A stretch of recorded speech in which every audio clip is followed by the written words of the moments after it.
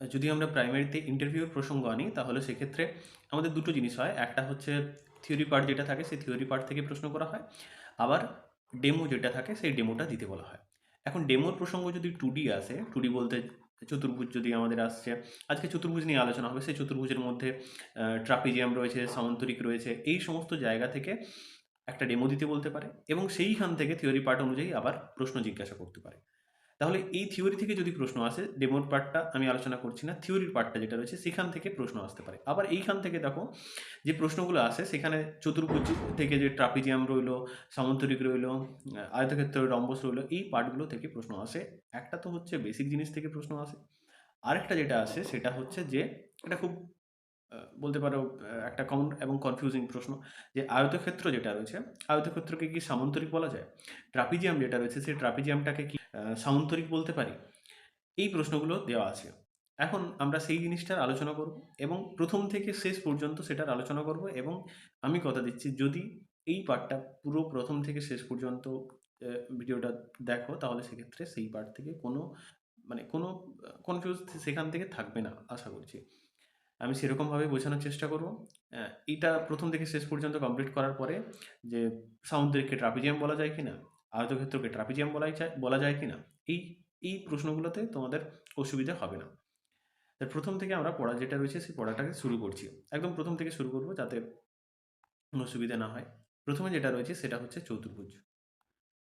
চতুর্ভুজ এটার আমরা সংজ্ঞা যেটা রয়েছে, ডেফিনেশন যেটা রয়েছে সেই ডেফিনেশনটাকে দিয়ে নিচ্ছি।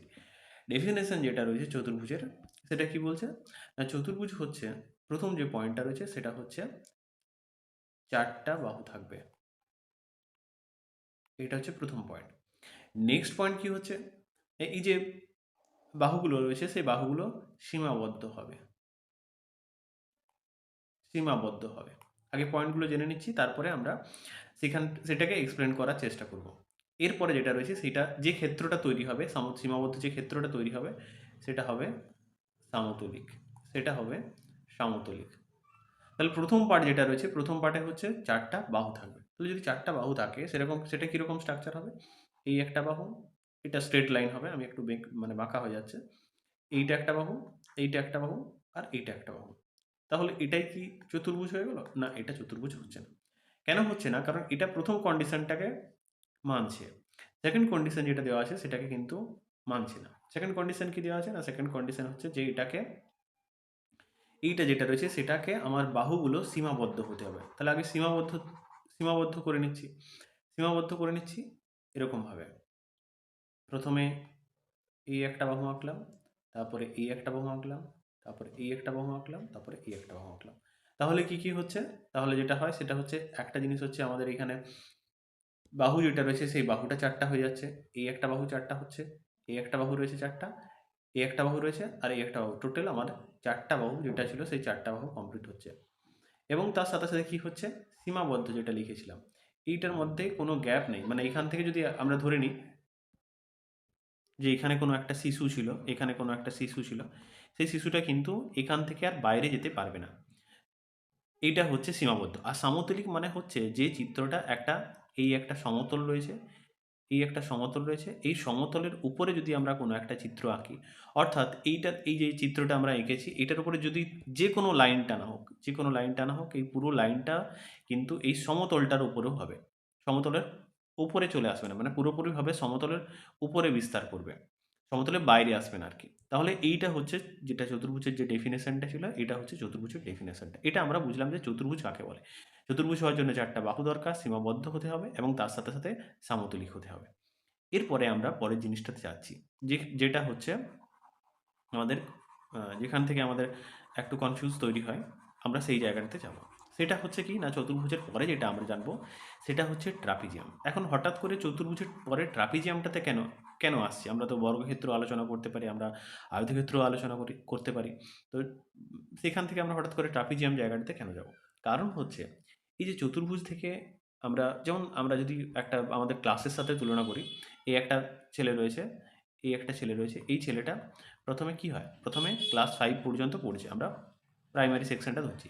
তারপর কি হয়? তারপরে ক্লাস 8 এ চলে আসে। তাহলে আগে তো ক্লাস 5 যেটা রয়েছে সেটাকে কমপ্লিট করতে হয়। তারপরে তো এই জায়গাটাতে আসে। এইটার ক্ষেত্রেও একই রকম। কিছু না, এইটা হচ্ছে একটা চতুর্ভুজ।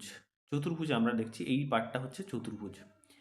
এই চতুর্ভুজ থেকে, এই চতুর্ভুজ যেটা রয়েছে, এই চতুর্ভুজ থেকে আমরা একটা একটা করে শর্ত অ্যাড করব।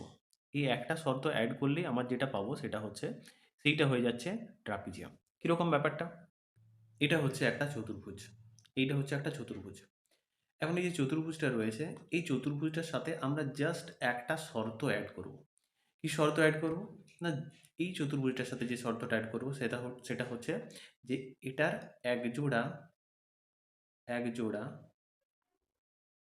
এটার এক জোড়া বিপরীত বাহু, বিপরীত বাহু, এটার এক জোড়া বিপরীত বাহু যেটা থাকবে সেটা হবে সমান্তরাল। সমান্তরাল, এক জোড়া বিপরীত বাহু যেটা থাকবে সেটা হবে সমান্তরাল।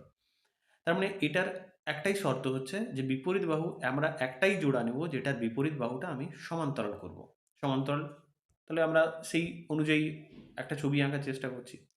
প্রথমে এরকমভাবে একটা সমান্তরাল লাইন নিলাম। এখানে কিন্তু কোথাও উল্লেখ করা নেই যে এটাকে সমান হতে হবে, সমানের কথা উল্লেখ করা নেই। তার মানে সমান্তরাল তুমি যত দূর খুশি এটাকে নিয়ে যেতে পারো। তাহলে প্রথম কন্ডিশন আমার যেটা ছিল, এই চতুর্ভুজের সাথে একটা কন্ডিশন অ্যাড করেছিলাম যে বিপরীত বাহুটা কিন্তু সমান্তরাল হতে হবে। তাহলে এইটার সাথে এইটা আমার সমান্তরাল হয়েছে, সমান্তরাল হয়ে গেছে। এরপরে চতুর্ভুজের যা শর্ত রয়েছে সেগুলোকে কমপ্লিট করতে হবে। এর চতুর্ভুজের শর্ত কি? না, চারটা সীমাবদ্ধ থাকতে হবে। তার মানে বাকি যে শর্তগুলো রয়েছে, এইখান থেকে এইখানে লাইন টেনে নিলাম, এইখান থেকে এইটা একটা লাইন টানলাম, আর এইখান থেকে এইখানে একটা টেনে দিলাম। এটাকে ছোট করে দিচ্ছি আমরা। হুম, তাহলে এইটা কি হয়ে গেল? এইটা হয়ে গেল আমাদের ট্রাপিজিয়াম। ট্রাপিজিয়ামের আর কিছু শর্ত নয়, ট্রাপিজিয়ামের সাথে একটা শর্ত যেটা রয়েছে সেটা হচ্ছে চতুর্ভুজ হবে এবং চতুর্ভুজের সাথে সাথে একজোড়া বিপরীত বাহুটা হবে সমান্তরাল। তাহলে ট্রাপিজিয়াম কাকে বলে? ট্রাপিজিয়াম হচ্ছে যে চতুর্ভুজের, এইটা হচ্ছে চতুর্ভুজ, যে চতুর্ভুজের একজোড়া বিপরীত বাহু সমান্তরাল, সেটাকেই আমরা বলছি, এটাকেই আমরা বলছি ট্রাপিজিয়াম। তাহলে এই যে চতুর্ভুজ যেটা আমরা পড়েছিলাম, এইখানে যেটা রয়েছে, এইখান থেকে এই জায়গা যেটা রয়েছে সেখান থেকে আমাদের, এইখান থেকে আমাদের একটাই শর্ত আসছে। এইখান থেকে আমরা চতুর্ভুজ থেকে একটা শর্ত দিচ্ছি, এই শর্তটা অ্যাড করছি চতুর্ভুজের সাথে। কি শর্ত? না, একজোড়া বিপরীত বাহু থাকতে হবে যারা সমান্তরাল, একজোড়া বিপরীত বাহু যেটা সমান্তরাল হবে, সেটাকে আমরা, এটাকে তখন আমরা ট্রাপিজিয়াম বলছি। হয়েছে? এরপরে আমরা আসছি পরের পার্টটাতে। এইখান থেকে ট্রাপিজিয়াম যেটা আমরা পড়লাম, ট্রাপিজিয়াম যেটা রয়েছে সেই ট্রাপিজিয়াম থেকে আমরা আসছি সামান্তরিকে। যেমন এইখানে চতুর্ভুজ থেকে ট্রাপিজিয়ামে আসতে আমরা একটা শর্তকে যোগ করেছিলাম, ঠিক একই রকমভাবে ট্রাপিজিয়াম থেকে যখন আমরা সামান্তরিকে আসবো তখনও কিন্তু একটা শর্ত আমরা এটার সাথে যোগ করব। একটা শর্ত এইটার সাথে যোগ করব। এইটার সাথে একটা শর্ত যোগ করলেই কিন্তু সেই চতুর্ভুজ থেকে, ট্রাপিজিয়াম থেকে যে আমরা যেটা ট্রাপিজিয়াম পেয়েছিলাম সেই ট্রাপিজিয়াম থেকে সেটা সামান্তরিকে পরিণত হবে। সেই শর্তটা কি? সেই শর্তটা হচ্ছে যে অপর জোড়া বিপরীত বাহু যেটা রয়েছে, অপর জোড়া সেই বিপরীত বাহুটা সমান এবং সমান্তরাল হবে। তার মানে হচ্ছে ট্রাপিজিয়ামের ক্ষেত্রে যেটা আমরা জেনেছিলাম যে ট্রাপিজিয়ামের ক্ষেত্রে একজোড়া বিপরীত বাহু সমান্তরাল থাকে, সমান থাকে না। কিন্তু সামান্তরিকের ক্ষেত্রে এই যে আমরা বাহুটা যেটা আঁকবো, এইটা হচ্ছে একটা সামান্তরিকের ক্ষেত্রে, এই যে সামান্তরিকটা আঁকবো, এক্ষেত্রে উভয় জোড়া বিপরীত বাহুটা সমান হবে এবং সমান্তরাল হবে। এটার সাথে এটা সমান্তরাল এবং এর পাশে যেটা আঁকবো এইটা, এটাও হচ্ছে আমার সমান এবং সমান্তরাল। এটাও হচ্ছে সমান এবং এটার সাথে সমান্তরাল। এর সাথে আমরা কোনো কোণ যোগ করছি না, এর সাথে আমরা কোনো মানে আর কিছু বাড়তি শর্ত যুক্ত করছি না, শুধুমাত্র ট্রাপিজিয়ামের সাথে একটাই শর্ত যোগ করছি, যেটা হচ্ছে উল্টো দিকটা সমান হবে, উল্টো দিকটা যেটা বাহুগুলো থাকবে তারা সমান্তরাল হবে এবং সমান হবে। দুটো দিকে, এই দুটো তো আমার ট্রাপিজিয়ামের প্রপার্টি ছিলই, তার সাথে যেটা অ্যাড করছি যে এই দুটো যেটা পেলাম আমরা, সেই দুটোই হচ্ছে সমান্তরাল এবং সেই দুটো হচ্ছে, এইটাও দুটো, এই দুটো যেটা পড়ে থাকছে এগুলো হচ্ছে সমান। এটাই হচ্ছে সামন্তরিকের প্রপার্টি। এরপরে যেটা রয়েছে সামান্তরিক, আমরা ছবিটা দেখতে পাচ্ছি, এইখানে আমরা সামান্তরিক যেটা ছিল সেই সামান্তরিকটাকে পেয়ে গেলাম। এখানে আমরা সামান্তরিক যেটা ছিল সেটাকে পেয়ে গেলাম। সামান্তরিকের সাথে একটা শর্ত যদি যুক্ত করি, এখানে একটা শর্ত যুক্ত করলাম, এই শর্তটা যুক্ত করে আমি এইটা পেলাম। এখন এইটার সাথে যদি আমরা একটা শর্ত যুক্ত করি তাহলেই আমরা এই আয়তক্ষেত্রটা পেয়ে যাব। তার মানে সামান্তরিকের সাথে আবার একটা শর্ত যোগ করছি, সবগুলোকে একটা শর্ত শর্ত যোগ করে করে আসছি, তাহলে কিন্তু আমরা যেটা পেয়ে যাব সেটা হচ্ছে আয়তক্ষেত্রটা আমরা পেয়ে যাব। তাহলে আমরা আয়তক্ষেত্রটা নিয়ে আলোচনা করি। আয়তক্ষেত্র যেটা রয়েছে সেটা হচ্ছে সামান্তরিক যেটা রয়েছে, সামান্তরিকের সাথে আবার একটা শর্ত আমার যুক্ত হবে। কি শর্ত রয়েছে? না, যদি সন্নিহিত যে মানে যদি কোণ যেটা রয়েছে সেই কোণগুলো যদি আমার 90 ডিগ্রি হয়ে যায়। এই যে এইখানে দেখো কোণ রয়েছে, এইখানে একটা কোণ রয়েছে, এইখানে একটা কোণ রয়েছে, এইখানে কোণ রয়েছে আর এইখানে কোণ রয়েছে। এই কোণগুলোকেই যদি আমি 90 ডিগ্রি করে দিই, এই কোণগুলোকে যদি আমি 90 ডিগ্রি করে দিই, তখনই আমার যে ছবিটা চলে আসবে সামন্তরিকের ক্ষেত্রে 90 ডিগ্রি করে দিই, তখনই যে ছবিটা আসবে সেটাই হচ্ছে সেটাই হচ্ছে আমাদের আয়তক্ষেত্র। তাহলে আয়তক্ষেত্রের ছবিটা আঁকছি। এইখান থেকে এটা হচ্ছে আমাদের আয়তক্ষেত্র। আমরা সামান্তরিক যেটা পেয়েছিলাম সেই সামান্তরিকের সাথে একটাই শর্ত যুক্ত করছি, যেটা হচ্ছে কোণটা 90 ডিগ্রি করে দিলাম। তাহলে সেটা যেটা হয়ে যাচ্ছে সেটা হচ্ছে আমাদের এটা হয়ে যাচ্ছে আয়তক্ষেত্র। এইটা হচ্ছে আয়তক্ষেত্র। তাহলে 90 ডিগ্রি যেটা ছিল সেই 90 ডিগ্রিটা আমরা সামান্তরিকের সাথে অ্যাড করছি, একটাই কন্ডিশন অ্যাড করছি, যেটা পেলাম সেটা হচ্ছে আয়তক্ষেত্র।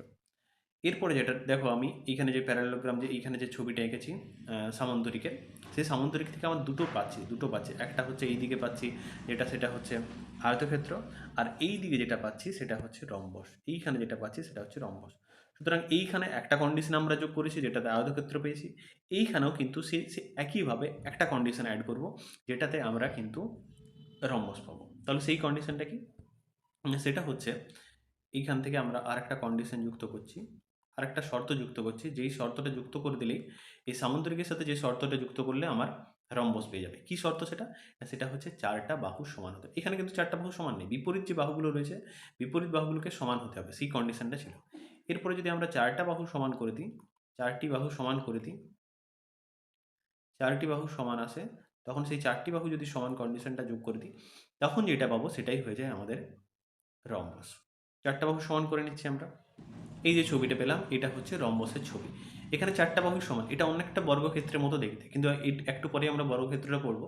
বর্গক্ষেত্রে কি হয়, এই কোণগুলো 90 ডিগ্রি হয়, এই কোণগুলো 90 ডিগ্রি হয়, কিন্তু এখানে দেখো কোণটা 90 ডিগ্রি নয়। এটা হচ্ছে সেই জন্য হচ্ছে এটা, এই যে আমরা সামুদ্রিক এঁকেছি সেই সামুদ্রিকের সাথে 4টা বাহু যদি সমান করে দিচ্ছি তখন যেটা ছবিটা পাচ্ছি সেটাকে আমাদের বলা হচ্ছে রম্বস। এইটাকে বলা হচ্ছে রম্বস। ঠিক আছে? তাহলে যে সামান্তরিকের 4টা বাহু সমান সেটাকেই বলা হয় রম্বস। যে সামান্তরিকের কোণগুলি 90 ডিগ্রি সেটাকেই বলা হয় আয়তক্ষেত্র। যদিও অনেক জায়গায় কিছু কিছু কন্ডিশনে পাবে যে সামান্তরিকের একটি কোণ 90 ডিগ্রি, এটা হচ্ছে অ্যাকচুয়াল সংজ্ঞা। কারণ একটা একটা কোণ যদি আমরা 90 ডিগ্রি করে দিই তাহলে বাকি কোণগুলো স্বাভাবিকভাবেই 90 ডিগ্রি হয়ে যায়। তো সেটাকে আমরা পেয়ে যাচ্ছি আয়তক্ষেত্র। এরপরে আমরা যেটা রয়েছি, নিচে দেখো ছবি রয়েছে দুটো পার্ট থেকেই, এই যে এখানে ছবি রয়েছে সেটা দেখতে পাচ্ছি আমরা। এই যে এই দুটো ছিল আয়তক্ষেত্র এবং রম্বস। এই দুটো থেকে আমাদের যে ডেফিনেশনটা আসছে সেটা হচ্ছে বর্গক্ষেত্র। তার মানে কি, এই দুটোরই প্রপার্টি যার মধ্যে বর্তমান রয়েছে, এর প্রপার্টিগুলো এবং এর প্রপার্টিগুলো এই দুটোকে নিয়ে যুক্ত হয়ে যেটা আমাদের তৈরি হচ্ছে সেটাকে আমাকে বলা হচ্ছে বর্গক্ষেত্র। বর্গক্ষেত্র তার মানে কি? তার মানে হচ্ছে এই আয়তক্ষেত্র এবং এইখানে রম্বস, এই দুটোরই প্রপার্টি যেটা পেলাম সেই দুটোকেই যুক্ত করে দিলে আমার যেটা তৈরি হবে বর্গক্ষেত্র। দুটোর প্রপার্টি কী পেলাম? আয়তক্ষেত্রে পেয়েছি যে কোণটা হচ্ছে 90 ডিগ্রি, তাহলে আমরা কোণ 90 ডিগ্রি করছি, এই জন্য এখানে কোণ 90 ডিগ্রি করছি। এবং রম্বসের ক্ষেত্রে কি প্রপার্টিটা পেয়েছি যে 4টাই সমান হতে হবে। তাহলে এটাকেও আমি সমান করে দিচ্ছি এটার সাথে, এটাকেও সমান করে দিচ্ছি এটার সাথে। তাহলে এইটা, এইটা, এটা এবং এটা 4টা বাহুই হচ্ছে সমান, 4টা বাহুই হচ্ছে সমান, এবং সমান করে 4টা বাহু সমান করে যেটা আমরা পেলাম সেটাই হয়ে গেল বর্গক্ষেত্র। এটাই হচ্ছে আমাদের এই যে আয়তক্ষেত্র বর্গক্ষেত্র যে সমস্তগুলো রয়েছে সেগুলোর সাথে আমাদের সম্পর্কিত বিষয়। এখন এর পরের যে পার্টটা রয়েছে সেটা হচ্ছে আমাদের একটা একটা কনফিউজ তৈরি হয় এই জায়গাটা থেকে, যে সামান্তরিক যেটা রয়েছে সেই সামান্তরিকটাকে, এই যে সামান্তরিক রয়েছে সেই সামান্তরিকটাকে ট্রাপিজিয়াম বলা যাবে না একটা ট্রাপিজিয়ামকে সামান্তরিক আমরা বলবো? এইটা হচ্ছে সামান্তরিকের ছবি, এটা হচ্ছে সামান্তরিকের ছবি। সবার আগে ওই কন্ডিশন যেগুলো ছিল সেগুলোকে আমাদেরকে লক্ষ্য করতে হবে। সামান্তরিক যখন আমরা পড়েছিলাম, সামান্তরিকের ট্রাপিজিয়াম যখন আমরা পড়েছিলাম, ট্রাপিজিয়ামের কি শর্ত ছিল?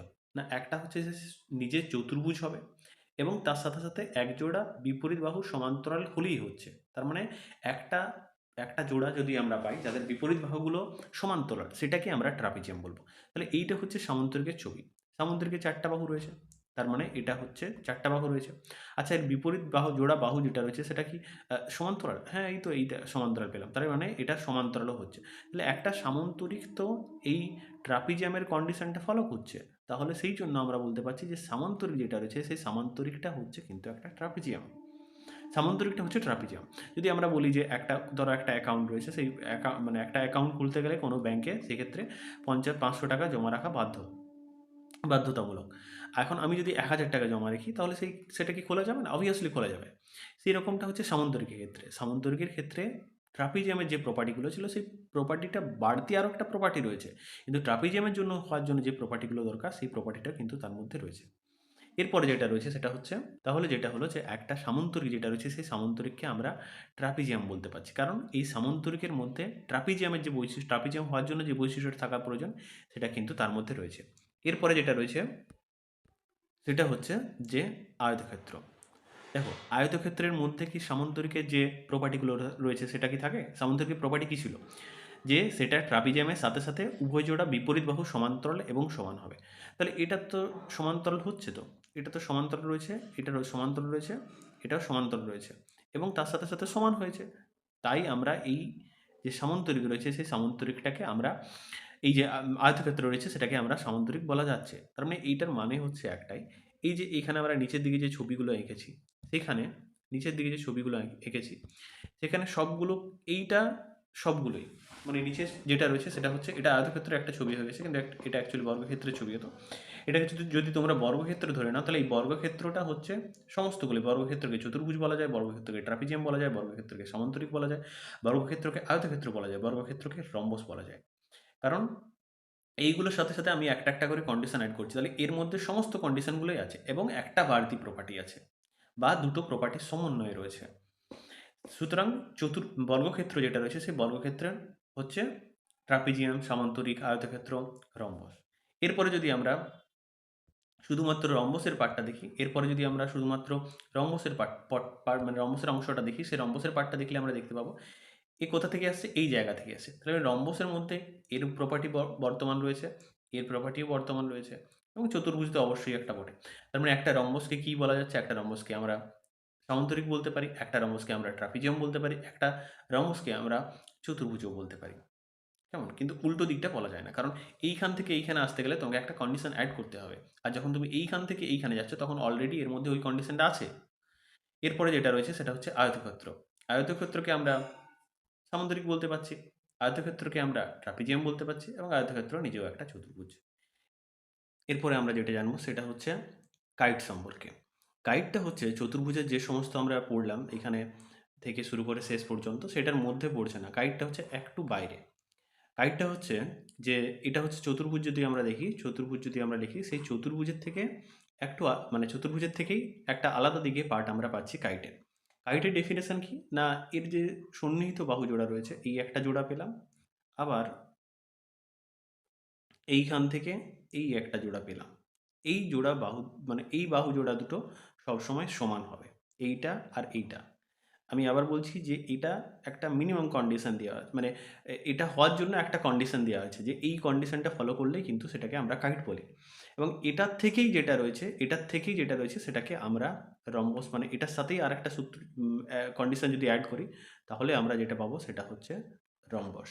রম্বসের মধ্যে কি থাকছে না, এর ক্ষেত্রে দেখো এই বাহুটা সন্নিহিত বাহু দুটো বলছি, এই জন্য এই বাহু দুটো যেটা সন্নিহিত বাহু থাকছে সেটা তারা সমান হলে হচ্ছে, মানে এটা 5 সেমি, এটা 5 সেমি, এটা 6 সেমি, এটা 6 সেমি, জাস্ট এই কন্ডিশনটাই।